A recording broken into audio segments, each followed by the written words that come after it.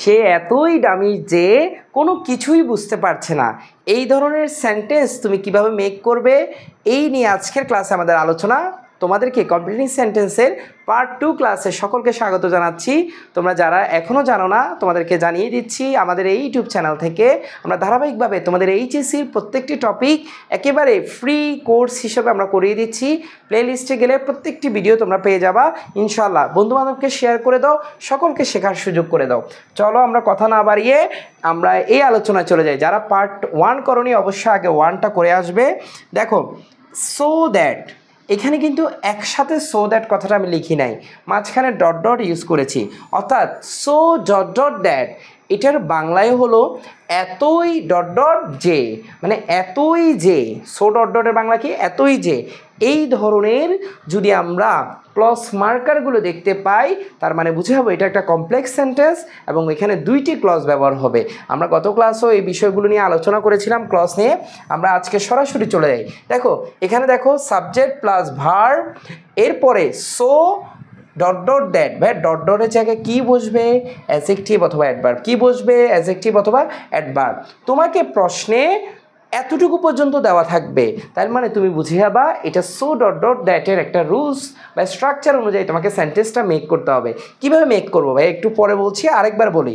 Subject verb, এরপরে so adjective বা adverb বসিয়ে একটা দ্যাট বসাবে, এরপর তোমাকে একটা আন্ডারলাইন করে দিবে, তুমি লাইনটাকে শেষ করতে হবে। কিভাবে করবা এই জায়গাগুলো আমরা একটু দেখাই। এরপর তোমাকে আনসার একটা সাবজেক্ট আনতে হবে, ক্যান অথবা কুড আনবা, এরপর একটা নট আনবা ভাইয়া, এরপর মাইন ভার্বের বেস ফর্ম বসাতে হবে। অর্থাৎ আমরা বুঝতে পারছি সো ডট ডট দ্যাট থাকলে এরপরে যে ক্লজটা আসবে এটা অবশ্যই অবশ্যই সাবজেক্ট ক্যান নট অথবা কুড নট, ক্যান নট অথবা কুড নট ভার্বের বেস ফর্ম। ভাইয়া আমি যদি আমার মন মতো বসে হবে, কোনোভাবেই এটা আর হওয়ার সুযোগ থাকবে না। অর্থাৎ তুমি অবশ্যই অবশ্যই সো ডট ডট দ্যাট থাকলে ক্যান নট অথবা কুড নট, ক্যান নট অথবা কুড নট, তারপর ভার্বের বেস ফর্ম। প্রশ্ন হলো ভাইয়া আমি কি সবসময় ক্যান নট বসাইতে পারবো কিংবা সবসময় কুড নট বসাইতে পারবো? পারবো না ভাইয়া, কারণ তোমাকে এই ভার্বটার দিকে, এই যে আগে একটা ভার্ব আছে এই ভার্বের দিকে লক্ষ্য রাখতে হবে। এটা যদি প্রেজেন্টে হয় তাহলে তোমাকে ক্যান নট বসাইতে হবে, এটা যদি পাস্টে হয় তাইলে তোমাকে কুড নট ব্যবহার করতে হবে। ভাইয়া একটু এক্সাম্পল দিয়ে বুঝাই দেন, একটু ধৈর্য ধরো। আরেকটা বিষয় আমরা ভুল করি ভাইয়া, ক্যান নটকে তুমি যদি এভাবে লিখতে চাও কখনো আলাদা আলাদা করে লিখবা না, এভাবে লেখা যাবে না, এটা কিন্তু হবে না। তার মানে ক্যান নটকে একসাথে লিখতে হয়, ক্যান নট, ঠিক আছে? আর কুড নটকে আলাদা আলাদা করে লিখে, এটা একটু মাথায় রাখবা। দেখো আমরা একটু এক্সাম্পলে চলে যাই। দেখো এই এতটুকু পর্যন্ত তোমার প্রশ্নে দেওয়া থাকতে পারে, হি ইজ সো ডাল দ্যাট। এই যে সো ডট ডট দ্যাট, ডালটা একটা ধরো অ্যাডজেক্টিভ হিসাবে ব্যবহার হয়েছে, তার মানে এই জায়গায় ডট ডট ছিল, সো ডট ডট দ্যাট। তুমি এই লাইনটা দেখে তুমি বুঝে গেছো এটা সো ডট ডট দ্যাটের রুলসটা ব্যবহার হবে। তাহলে কীভাবে হবে? সে এতই ডাল যে সে কোনো কিছুই বুঝতে পারে না। ভাইয়া ইজ আছে, তাইলে আমরা এখানে ক্যান নট ব্যবহার করব। যদি ওয়াজ থাকতো কুড নট, কারণ বর্তমান থাকলে ক্যান নট, অতীত থাকলে কুড নট, বা একটা সাবজেক্ট ব্যবহার হয়েছে ক্যান নট, ভার্বের বেস ফর্ম প্লাস এক্সটেনশন, যা আছে তা। তোমরা তোমাদের সেন্টেন্সটাকে নিজের মতো করে বানিয়ে নিবে, শুধু স্ট্রাকচারটা ঠিক রাখবে, ক্যান নট কুড নট। ভাইয়া শি ওয়াজ সো সিক, সে এতই অসুস্থ যে শি কুড নট ওয়াক, সে কী করতে পারছে না? হাঁটতে পারছে না। এই যে ওয়াস আছে এই জন্য কুড নট, ওয়াস আছে এই জন্য could not.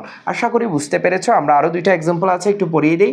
They R so poor, দেখো এখানে আর আছে that they can not send their children to school, তারা এতই গরিব যে তারা তাদের সন্তানদেরকে শিক্ষা প্রতিষ্ঠান বা স্কুলে পাঠাতে পারছে না। এখানে আর আছে বর্তমান, এজন্য ক্যান নট। ভাই অবশ্যই ক্যান নট ইউজ করতে হবে। অনেকে বলো যে আমি ক্যান দিয়ে সেন্টেন্স মেকিং করে ফেলবো, হবে না ভাইয়া, যে কোনোভাবে ক্যান নটই আসবে এবং ক্যান নট দিয়ে সেন্টেন্সটাকে মেক করতে হবে, কুড নট দিয়ে সেন্টেন্সটাকে মেক করতে হবে।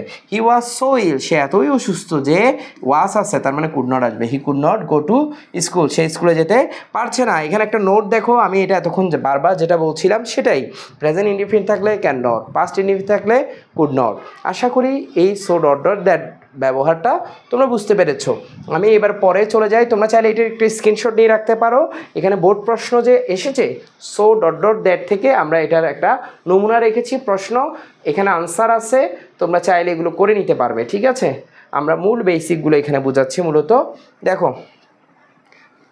এবার আসো, এতক্ষণ ছিল সো ডট ডট দ্যাট, ভাইয়া এখন কিন্তু সো আর দ্যাটের মধ্যে কোনো পার্থক্য নাই, দেখো মানে গ্যাপ নাই। এই যে সো দ্যাট এখন হলো সো দ্যাট, আর ইন অর্ডার দ্যাট দুটো একই অর্থ ব্যবহার করা হয়। এটার অর্থ হলো যাতে, এটার অর্থ কি যাতে। সো দ্যাট বা ইন অর্ডার দ্যাট দুইটার শব্দের অর্থই কি ভাইয়া যাতে। আবার বলছি এটার অর্থ কি যাতে। এখানে কিন্তু সোর পরে দ্যাটের আগে কোনো গ্যাপ নাই ভাইয়া। ভাইয়া কোনো কিছু ফলাফল প্রকাশ করতে এই এক্সপ্রেশনটা ব্যবহার করা হয়। এটা প্রশ্নে কিভাবে আসে, আনসার কিভাবে লিখতে হয়।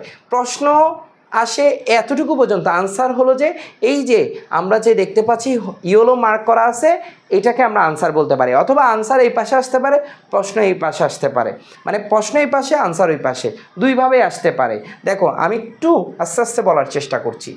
প্রথম ক্লজ, একটা প্রথমে ক্লজ বসে যাবে, এই ক্লজ বসার পরে হয় সো দ্যাট থাকবে নাহলে ইন অর্ডার দ্যাট থাকবে, তারপরে একটা আন্ডারলাইন থাকবে এই জায়গাগুলোতে।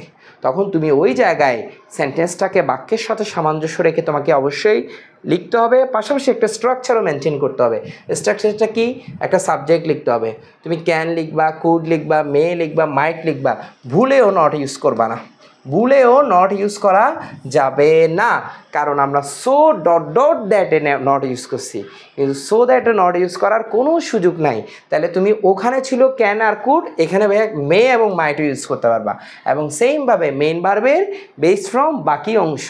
আমরা যদি একটু এক্সাম্পল দেখি, এতটুকু পর্যন্ত তোমার প্রশ্নে দেওয়া থাকতে পারে, উই গো টু কলেজ, আমরা কলেজে যাই, সো দ্যাট যাতে, বা ইন অর্ডার দ্যাট যাতে। আমরা কলেজে যাই কেন, আমরা শিখতে যাই, পড়তে যাই, ধরো এই সার্টিফিকেটের জন্য যাচ্ছে অনেকে, কিংবা অনেকে ধরো কেন যাচ্ছ তোমরা, ভালো বন্ধু করার জন্য, একটা সুন্দর পরিবেশে বড় হওয়ার জন্য।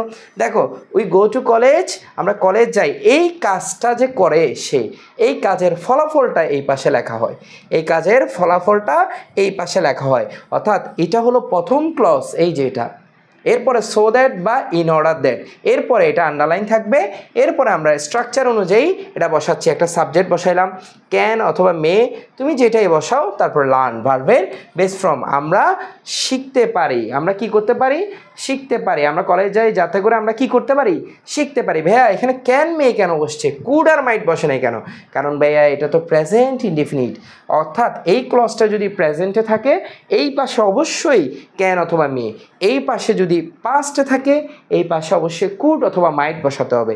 আমরা একইভাবে যদি দেখি দে ওয়েন্ট টু স্কুল, ভাইয়া গো থেকে ওয়েন্ট আসছে, এটা অতীত, তার মানে এই পাশে অবশ্যই কুড অথবা মাইট ব্যবহার হবে। They went to the book fair, তারা কোথায় গিয়েছিল, বই মেলায়, সো দ্যাট যাতে করে, ইন অর্ডার দ্যাট যাতে করে, দে কুড বা মাইট বাই সাম বুক, এই যে ভার্বের বেস ফ্রম, ভার্বের বেস ফ্রম কুড অথবা মাইট যে কোনো একটা বসালে কাজ শেষ। একইভাবে আমরা যদি দেখি উই ওয়ার্ক হার্ড, দেখো এটা কিন্তু আবার present, so that we can, দেখছো ক্যান ব্যবহার হয়েছে। একইভাবে হি রিডস, এটাও কিন্তু প্রেজেন্টে আছে।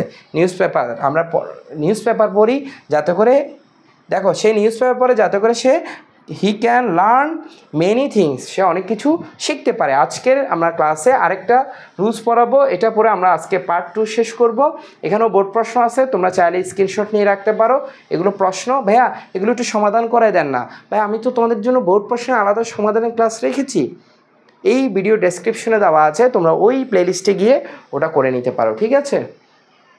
দেখো আমরা এবার আসো আরেকটা রুলসে চলে গেছি, TOO2 ডট ডট TO2।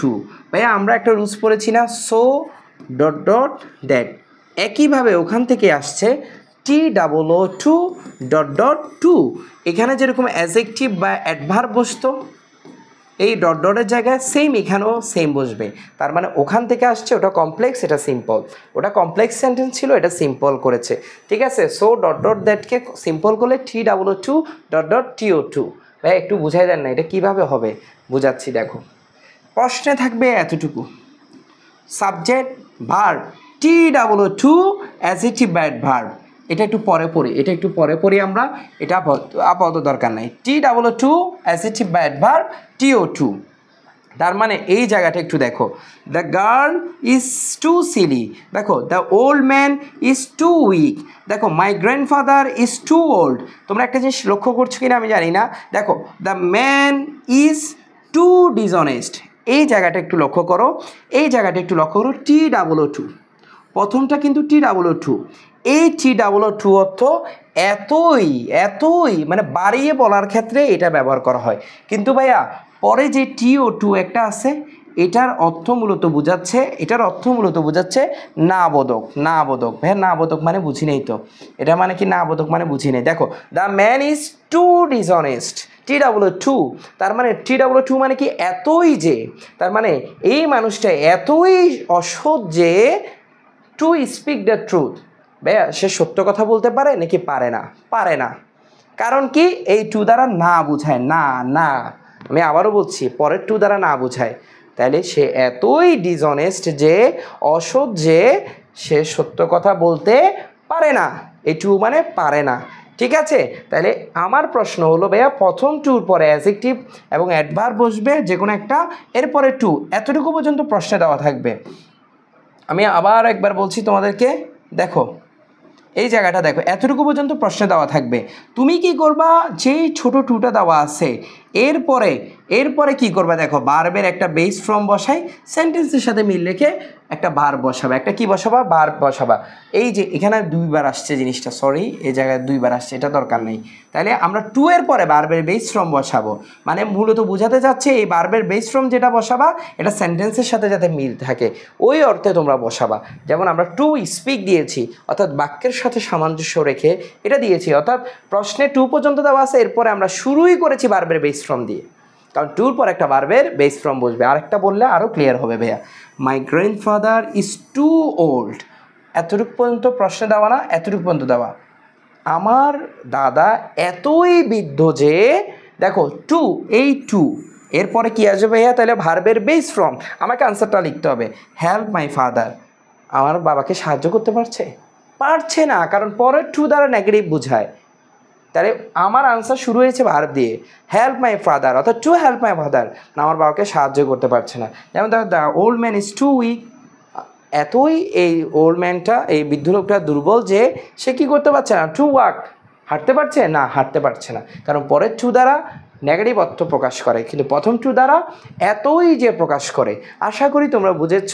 আমাদের ধারাবাহিক পার্ট টুর ক্লাসটি আমরা আগামী ক্লাস যেটা থাকবে পার্ট 3 অবশ্যই দেখবে। আমাদের এই সিরিজটা দেখলে তুমি একেবারে কমপ্লিটিং সেন্টেন্সের প্রস্তুতি হবে 100তে 100। আমরা এইচএসির প্রত্যেকটি গ্রামার তোমাদের জন্য এভাবে রেখেছি, অন্যান্য টপিকগুলো রেখেছি, পাশাপাশি বোর্ড প্রশ্নগুলো রেখেছি। আমাদের ইউটিউব চ্যানেলটি একবার ঘুরে দেখবে, এবং আমাদের অনলাইন পেইড ব্যাচও কিন্তু ভর্তি চলছে, যেখানে আমরা রাইটিং পার্ট থেকে শুরু করে পূর্ণাঙ্গর একটি এইচএসির প্রস্তুতি তোমাদেরকে নিতে সাহায্য করব। যারা আমাদের অনলাইন পেইড ব্যাচে ক্লাস করতে আগ্রহী তারা এই হোয়াটসঅ্যাপ নাম্বারে যোগাযোগ করে বাকি বিস্তারিত বিষয়গুলো জেনে নিবে। পার্ট 3 দেখার জন্য আমন্ত্রণ জানিয়ে আজকের ক্লাস এখানে শেষ করছি। আসসালামু আলাইকুম।